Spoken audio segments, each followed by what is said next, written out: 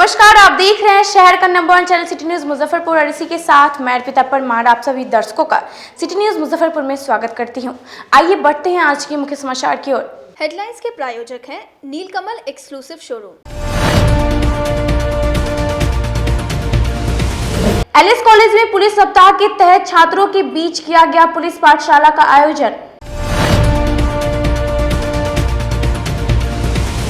बरसात से पूर्व शहर को जलजमाव की समस्या से मुक्त कराने को लेकर अपर नगर आयुक्त ने प्रमुख नालों का किया निरीक्षण।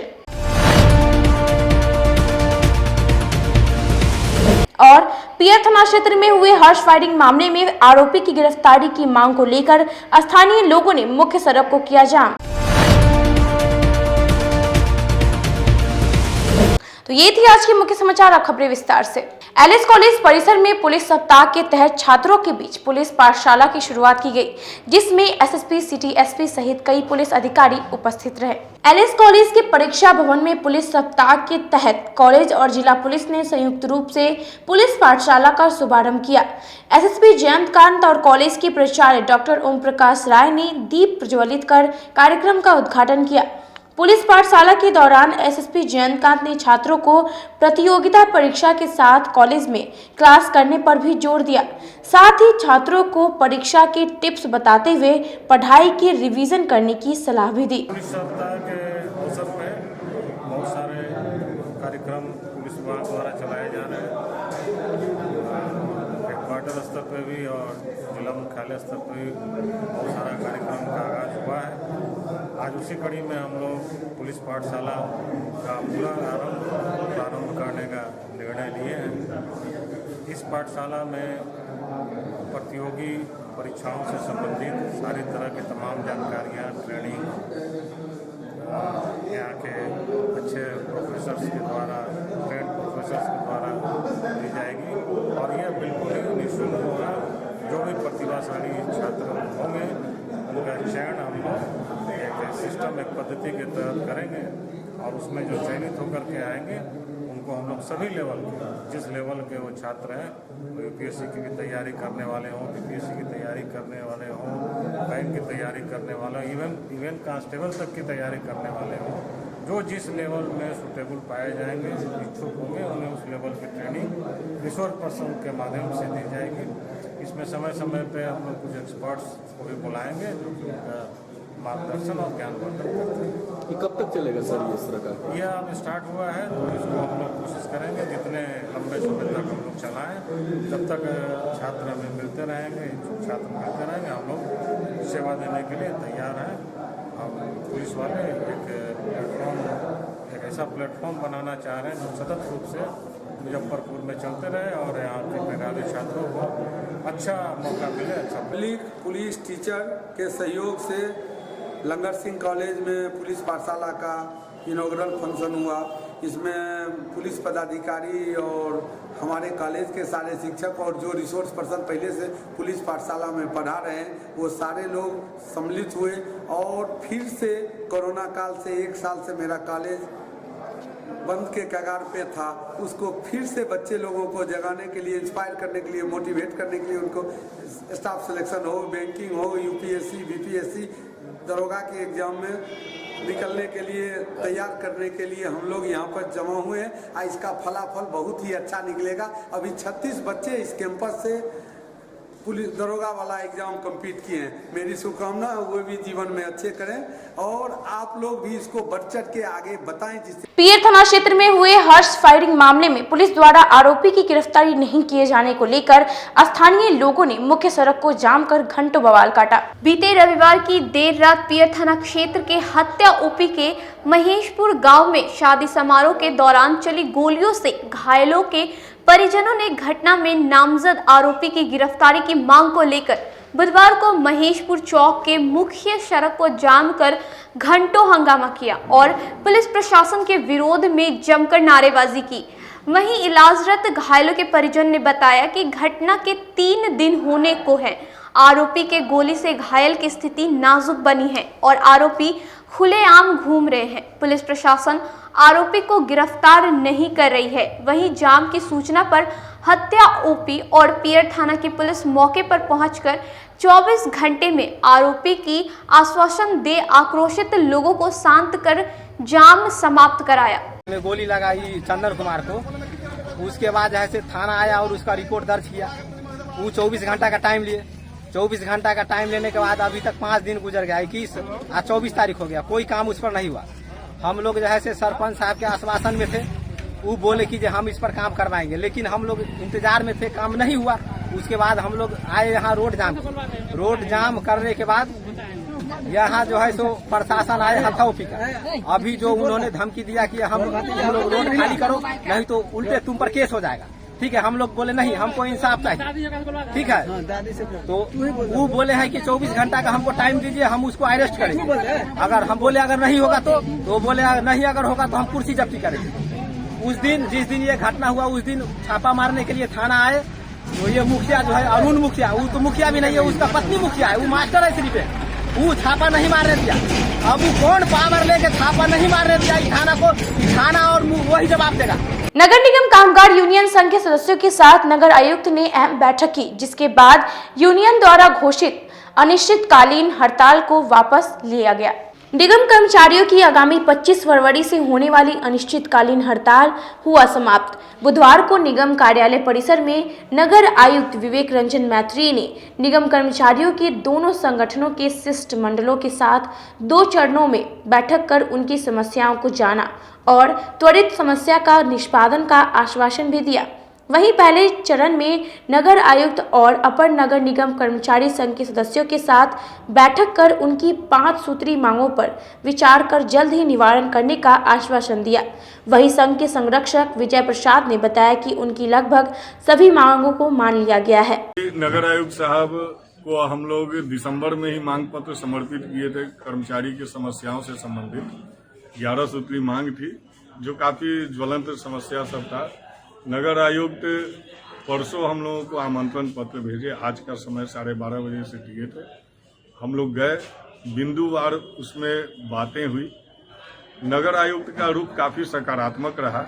नगर आयुक्त ने कर्मचारियों की मुख्य 4 मांगे तो स्वीकार कर चुके हैं, उसको अब प्रक्रिया अपनाते हुए पूरा करेंगे। वहीं दूसरी चरण के बैठक के बाद मुजफ्फरपुर नगर निगम कामगार यूनियन के अध्यक्ष अशोक राय का कहना है कि उनकी 11 से 10 मांग मान ली गई है।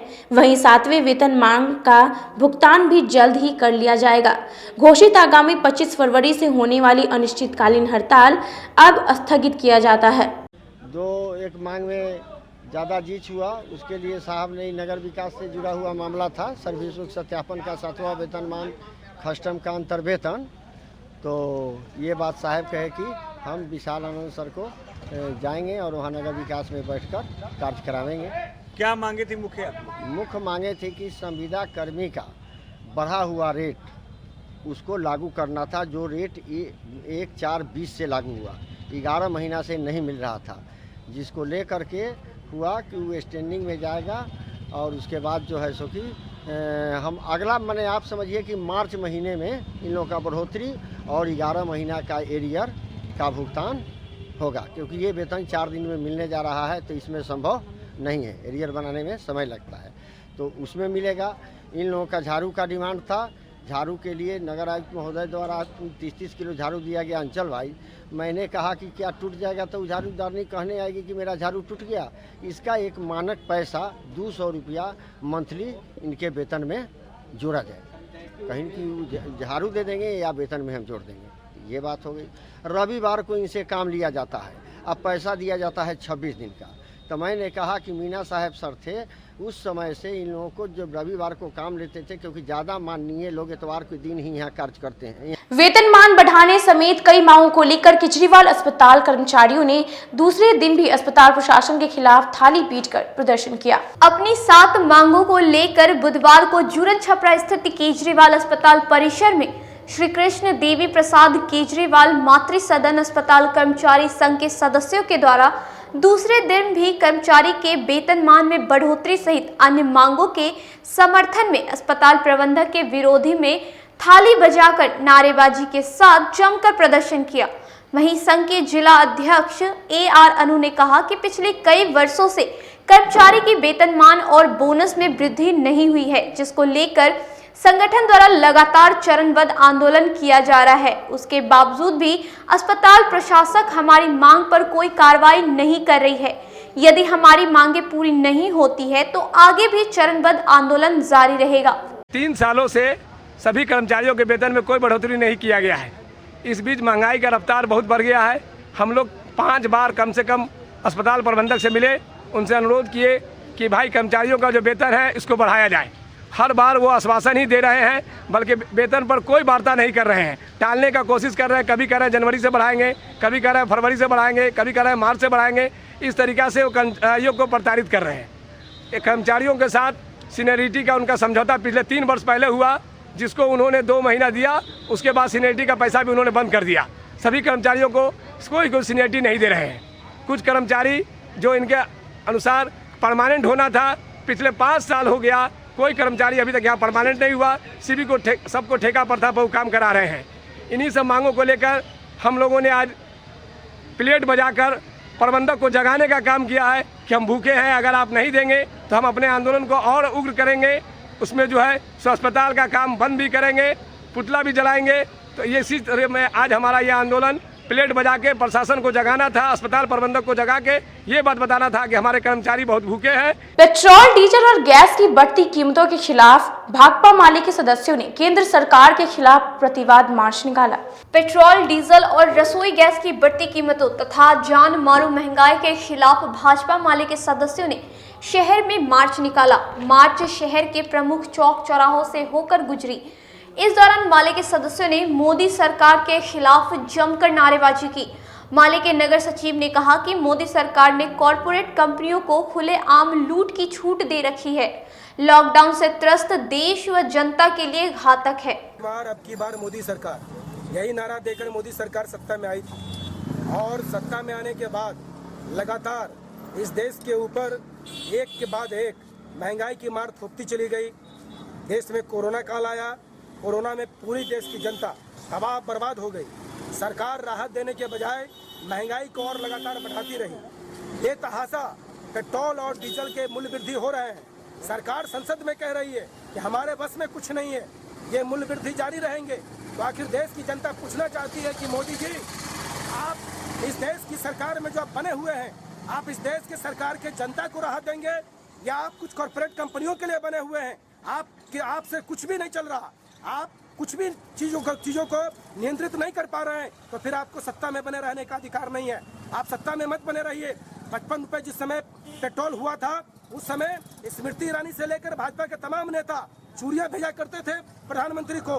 आज क्या हुआ स्मृति ईरानी जी, आज कहाँ हैं आप? आज भाजपा के वो तमाम लोग कहाँ हैं? आज तो पेट्रोल 100 का पार कर रहा है, अब डीजल भी इंतजार में है और कुछ दिनों के बाद डीजल भी 100 के पार करेगा। और इन तमाम जो वृद्धि है, इस तमाम वृद्धि का असर देश की आम जनता पर पड़ रहा है। आम जनता इस महंगाई की मार में करा रही है और वहाँ पर मोदी जी वहाँ पर बैठकर और लंबी लंबी बातें कर रहे हैं। इसलिए आज पूरे राज्य में भाकपा माले के द्वारा ये प्रतिवाद मार्च निकाला गया है कि बहुत हुआ, महंगाई की मार, बहुत महंगाई देश की जनता ने सह लिया, अब यह बर्दाश्त से बाहर है। अब हम सड़कों पर उतरे हैं और सरकार को जवाब देना होगा कि लगातार ये महंगाई क्यों बढ़ रही है।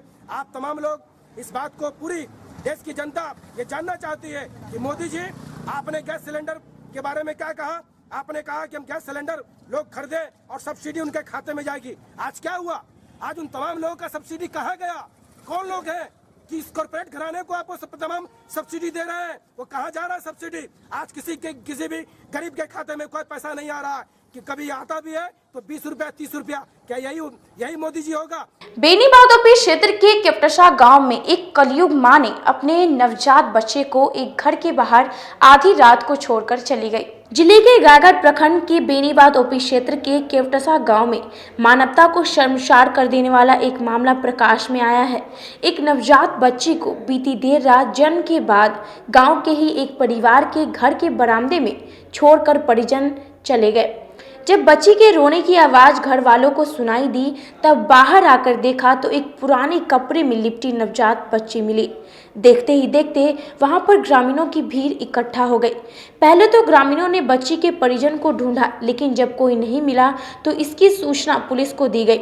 मौके पर पहुंची पुलिस ने बच्ची को चाइल्ड लाइन के हवाले किया, जहां चाइल्ड लाइन की टीम ने उक्त नवजात बच्ची को गायघाट स्थित CHC पर लाया, जहां चिकित्सकों ने उक्त बच्ची की स्वास्थ्य जांच की।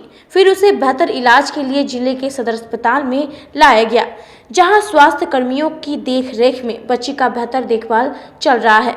वहीं स्वास्थ्य कर्मी ने बताया कि बच्ची को चाइल्ड लाइन के द्वारा गायघाट की केवटसा गांव से लाया गया है। बच्ची स्वस्थ है। के द्वारा लाया गया था यहाँ। बच्ची नॉर्मल है, ठीक है, 2 kg की है। अभी हम लोग मतलब कि 2 दिन रखेंगे। डॉक्टर के द्वारा बताया गया है कि 2 दिन के बाद डिस्चार्ज कर दिया जाएगा। थोड़ी सी जॉन्डिस की शिकायत है इसको, और बच्ची तो ठीक ठाक है। क्या जानकारी मिला है, कहाँ से आएगी बच्ची, कुछ जानकारी है? जानकारी यहाँ हम लोग को दिया गया है कि PSC गायघाट से आया है। नाम क्या है? मेरा किरण कुमारी जी। अब वक्त हो चला है एक छोटी सी ब्रेक का। कहीं मत जाइए, देखते रहिए सिटी न्यूज़ मुजफ्फरपुर। मुजफ्फरपुर की शान और अपने कलाकृतियों से बॉलीवुड के स्टारों में अपनी पहचान बना चुका बाबा की दुकान लहठी भंडार पिछले 50 वर्षों से आपके पसंद का ख्याल रखती है। यहाँ से लाह की बहुरानी सेट बॉलीवुड की स्टार ऐश्वर्या राय ने अपनी शादी में पहनी थी। यहाँ से राजनीतिक गलियारों के नामचीन चेहरों की दुल्हन भी सजी थी। हमारे यहाँ शादी सेट, बहुरानी सेट, जयमाला सेट, लाह के फैंसी आइटम कुशल कारीगरों द्वारा निर्मित कराई जाती है। इसके अलावा चूड़ा सेट, कंप्यूटर चूड़ा, कुंदन चूड़ा, वाटरप्रूफ चूड़ा, चुंदरी 3 बुंदिया, बंग बंगरी, हिंगलू, पात चूड़ा, जंगली चूड़ा का भी निर्माण अपने कारीगरों द्वारा कराती है। यही नहीं, लाह से बनी कान का टॉप्स, रिंग, नथ, गला का हार, मांग टीका, पेन स्टैंड, हाथी, बिछिया, ग्लास, करा भी बनाती है। तो एक बार हमारे यहाँ अवश्य पधारे। बाबा की दुकान लहठी भंडार, इस्लामपुर, मुजफ्फरपुर। हमारा कांटेक्ट नंबर है 9308620444। 40-50 साल से जो हमारी दुकान है, ये बाबा की दुकान लहठी भंडार, समझे ना, पुश्तैनी हम लोग का काम ही है। और हमारे यहाँ जो है जितने भी है, जैसे कि ऐश्वर्या राय के यहाँ लहठी गया, हमारा सचिन के यहाँ गया है, और आपके जो है तेज प्रताप सिंह, अभी लालू प्रसाद के लड़के की शादी हुई है, उसमें भी लहठी भेजा गया था। और हमारे यहाँ जो है ना बहुरानी सेट है, जैसे कि है कुंदन सेट है, और जैसे कि हम लोग जो डिज़ाइन जो है सेलेक्ट करते हैं जो लगन के ऊपर जो है, जैसे कि कस्टमर का चॉइस देखते हैं हम लोग हैं, उसी टाइप से हम लोग जो है माल तैयार करते हैं। और कलर है मैचिंग, हमारे यहाँ सबसे विशेषता है कि हर तरह के लहंगे का जो है ना मैचिंग तुरंत हैंड टू हैंड हम लोग लगा के दे देते हैं। हम पढ़ाते नहीं, हम बच्चों में विश्वास जगाते हैं। Christ Jyoti International School, based on CBSE curriculum with coeducation. इस स्कूल में प्रत्येक विषयों के लिए अनुभवी शिक्षकों का समूह है। विद्यार्थियों को अलग से ट्यूशन पढ़ने की आवश्यकता बिल्कुल नहीं है। बच्चों को प्रत्येक विषयों के लिए अलग से अतिरिक्त कक्षाएं दी जाती हैं। साइंस और कंप्यूटर लैब की व्यवस्था के साथ उत्तम खेल कूद के लिए बड़ा सा कैंपस भी है। नर्सरी के बच्चों को खेल कूद की विधि से पढ़ाई जाती है। केंद्रीय माध्यमिक शिक्षा बोर्ड पर आधारित पाठ्यक्रम से कक्षा प्ले हाउस व नर्सरी से 8वीं वर्ग तक ये नामांकन प्रारंभ है। तो नामांकन के लिए तुरंत संपर्क करें। हमारा पता है Christ Jyoti International school, Dharmodaya स्थली, माधोपुर सुस्ता, मुजफ्फरपुर। के रूप में ज्वाइन किया क्राइस्ट ज्योति स्कूल को, और यहाँ की व्यवस्था, यहाँ के पेरेंट्स सारे लोग पूरी तरह से बच्चों की पढ़ाई के प्रति जो केयरलेस थे, मैंने उन्हें जागरूक करने की कोशिश किया, और उस व्यवस्था को बदलने के लिए मैं हर संभव प्रयास करती हूँ। जहाँ तक हो पाएगा मैं इसे आगे बढ़ाऊँगी। इसे आगे बढ़ाना ही मेरा कर्तव्य है। अब आ गया है आपके अपने शहर में उत्तर बिहार का पहला नीलकमल एक्सक्लूसिव शोरूम। नीलकमल इंडिया की फेवरेट फर्नीचर ब्रांड है। इस कंपनी के सभी रेंज एक ही छत के नीचे आपको मिलेगी। होम फर्नीचर, ऑफिस फर्नीचर की सभी रेंज यहाँ पे उपलब्ध है। कंपनी का एक्सक्लूसिव शोरूम होने के कारण 40% तक की विशेष छूट यहाँ मिल रही है। इसके अलावा 0% इंटरेस्ट के साथ बैंक से फाइनेंसिंग की भी सुविधा उपलब्ध है। तो देर मत कीजिए, एक बार हमारे यहाँ अवश्य पधारें। हमारा पता है Mithanpura, Narayanpur road, opposite to Vaishali management college और हमारा कॉन्टैक्ट नंबर है 9334900888 और 7004320380। नॉर्थ बिहार का पहला एक्सक्लूसिव शोरूम मुजफ्फरपुर में यूए एसोसिएट के सौजन्य से नीलकमल का एक्सक्लूसिव शोरूम खुला है और आप लोगों से यही भी निवेदन है कि एक बार इस शोरूम में आइए और इसके विस्तृत रेंज को देखिए, जो कि एक अच्छे रेंज के साथ एक अच्छी कीमत के साथ आपको मिलेगा। तो एक बार हम लोगों को आप सेवा करने का मौका दें। शिक्षा के क्षेत्र में अपना एक स्थान बनाने में सफल आवासीय भारतीय इंटरनेशनल स्कूल बच्चों को नर्सरी से लेकर +2 तक की बेहतर शिक्षा देने को लगातार प्रयासरत है। सीबीएसई पाठ्यक्रम पर आधारित यह स्कूल पढ़ाई के साथ साथ खेलकूद और व्यक्तित्व विकास पर विशेष ध्यान दे रही हैं। हमारी मुख्य विशेषताएं हैं छात्राओं के लिए हॉस्टल की व्यवस्था, अनुभवी एवं प्रशिक्षित शिक्षकों द्वारा बच्चों की देखभाल, स्पोर्ट्स और आत्मरक्षा की भी तैयारी दी जाती है। प्रत्येक कक्षा में स्मार्ट क्लास द्वारा शिक्षण की सुविधा, सुसज्जित पुस्तकालय की व्यवस्था, कक्षा 1 से कक्षा 10 तक कंप्यूटर की मुफ्त शिक्षा, सुसज्जित विज्ञान प्रयोगशाला, छात्र एवं छात्राओं के लिए संगीत तथा नृत्य की शिक्षा की अलग अलग व्यवस्था है। अंग्रेजी बोलने की कला की शिक्षा, सीसीटीवी कैमरे से सुसज्जित विद्यालय। तो हमारा पता याद रखें, हमारा पता है आवासीय भारतीय international school, main road NH57, Ahiyapur, Muzaffarpur.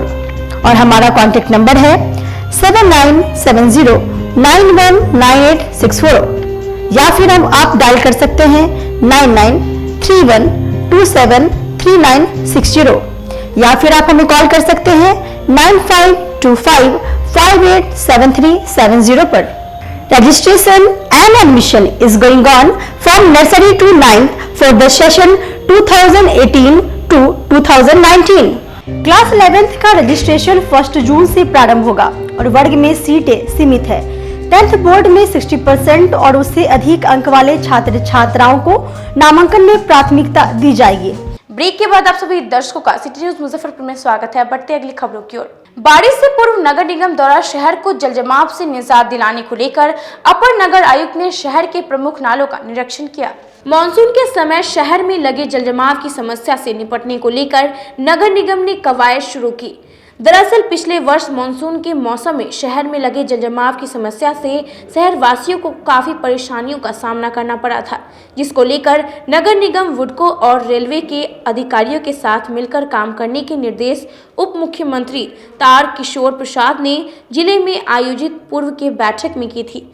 इसी क्रम में बुधवार को अपर नगर आयुक्त विशाल आनंद ने वुडको और रेलवे के अधिकारियों के साथ मारीपुर, मोती झील और मिठनपुरा में रेलवे लाइन के नीचे से गुजरने वाले नालों की सफाई और नए नालों के निर्माण को लेकर विभिन्न जगहों का निरीक्षण किया।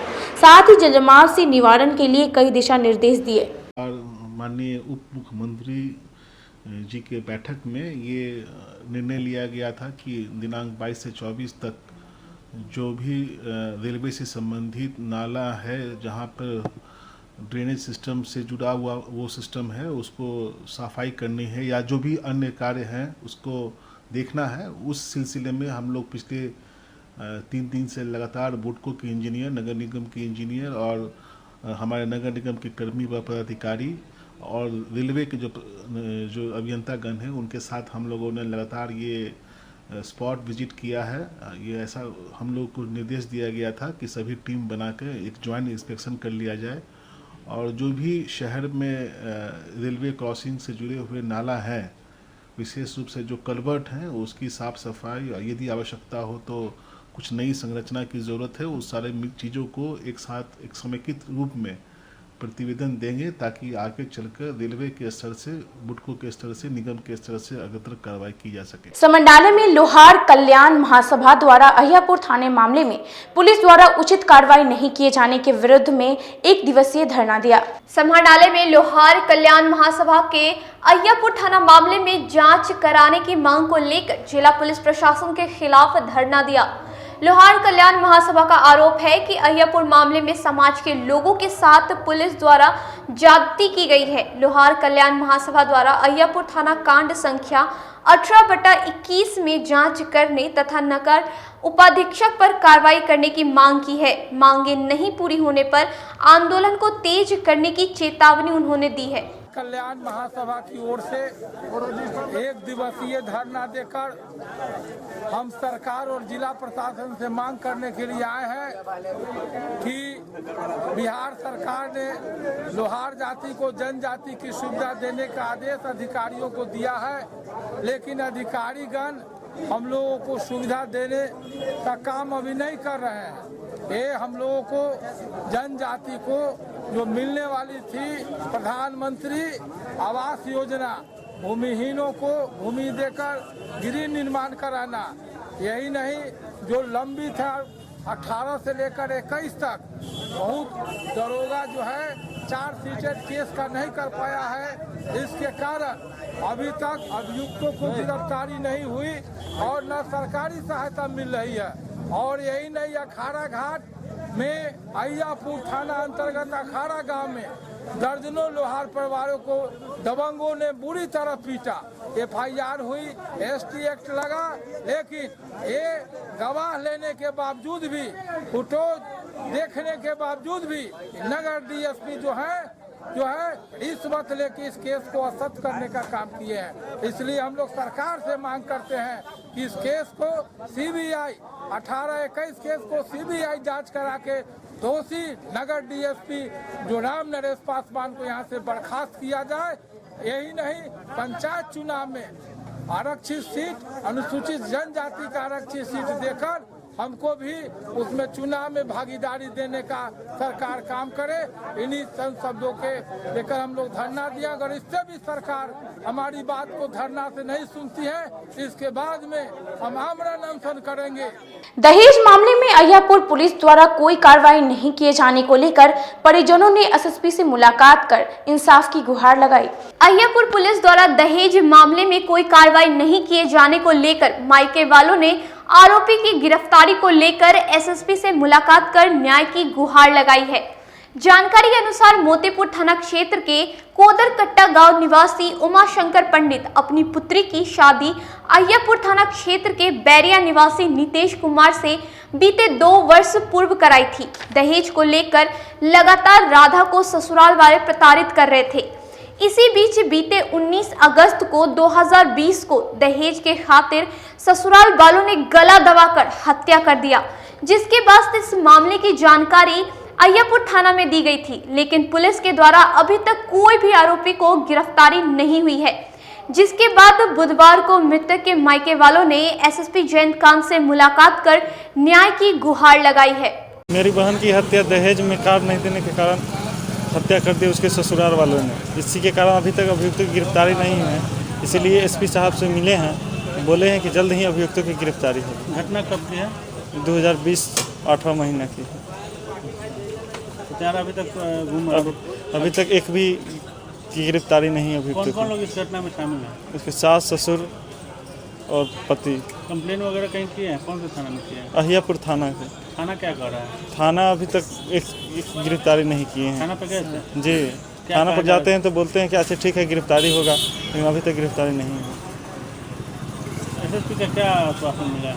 आश्वासन दिए हैं कि जल्द ही अभियुक्तों की गिरफ्तारी होगी। इससे पहले भी SSP से मिले हैं?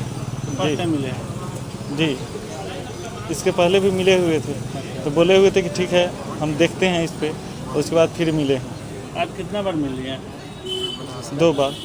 राधा जिला कार्यालय में छात्र राजद द्वारा अहम बैठक की गई, जिसमें विश्वविद्यालय के सीनेट की बैठक रणनीति तैयार की गई। राजद जिला कार्यालय में जिला छात्र राजद द्वारा बैठक की गई, जिसमें छात्र संगठन के सभी सदस्य शामिल हुए। बैठक के दौरान 27 फरवरी को विश्वविद्यालय में होने वाली सीनेट की बैठक पर चर्चा की गई।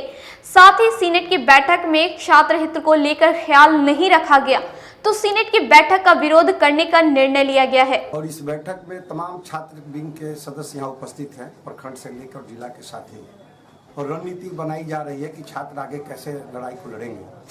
छात्र जो है काफ़ी ऊर्जावान होते हैं और छात्र को सही जगह पर अगर लगा दिया जाए तो हम समझते हैं कि बड़ी से बड़ी लड़ाई को जीता जा सकता है। इसीलिए हम लोग यहाँ पर रणनीति बनाने के लिए हम लोग यहाँ इकट्ठा हुए हैं और आगे भी जिला पार्टी जो भी हम लोगों के विंग के अध्यक्ष हैं, जो भी हमारा वर्ग संगठन है, उस वर्ग संगठन को हमको लगता है कि डेली के हिसाब से हम लोग सारे वर्ग संगठनों को एक जगह बैठक कराएंगे और तमाम वर्ग संगठनों के लोगों को उनकी जवाबदेही से अवगत कराएंगे। उसी कड़ी में आज हम लोग यहाँ बैठे हैं। गायघाट थाना और बेनीबाद ओपी की पुलिस ने संयुक्त रूप से शराब माफियाओं के खिलाफ अभियान चलाकर अवैध रूप से चल रहे भट्ठी को नष्ट किया।